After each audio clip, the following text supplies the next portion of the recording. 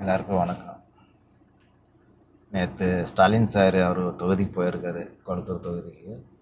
கூட சேகர் பாபுவும் போயிருக்காரு. ஸ்டாலின் சார் இப்படி பார்த்து பார்த்து அழுறாரு. ரொம்ப நல்லா இருந்தது. மக்கள் ரொம்ப ரசிக்கிறாங்க. ஏன்னா மக்கள் அவ்வளோ அளவு வச்சிருக்கீங்க.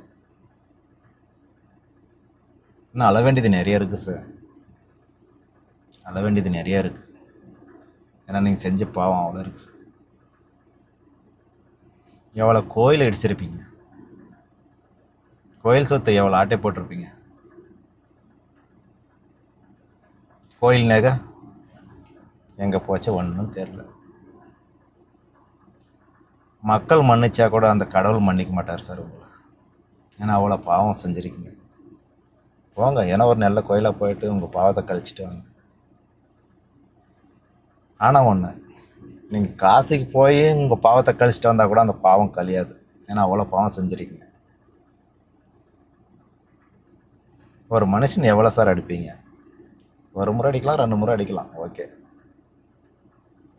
திருப்பி திருப்பி அடித்தா மக்கள் பார்த்துனே இருந்தாங்க, ஒரே முட்டை எஞ்சிட்டாங்க. நீங்கள்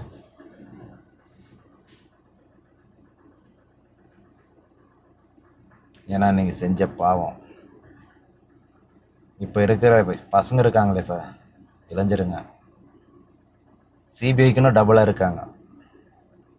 ஒரு குண்டு பின்னு கீழே போட்டால் கூட அதை எங்கேருந்து வந்ததுன்னு கண்டுபிடிக்கிறாங்க. ஒரு வாரமோ 2 வாரமோ 1 மாதமோ 2 மாதமோ அந்த வருஷ கணக்கெலாம் தேவையில்லை. சிபிஐ எடுப்பாங்க வருஷ கணக்கில், மாத கணக்கில். ஆனால் பசங்க இருக்காங்களே,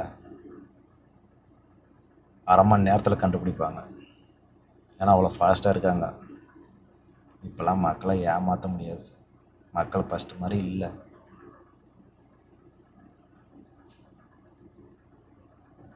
பார்த்து நடந்துங்க, யாரையும் ஏமாத்துன்னு நினைக்காதீங்க.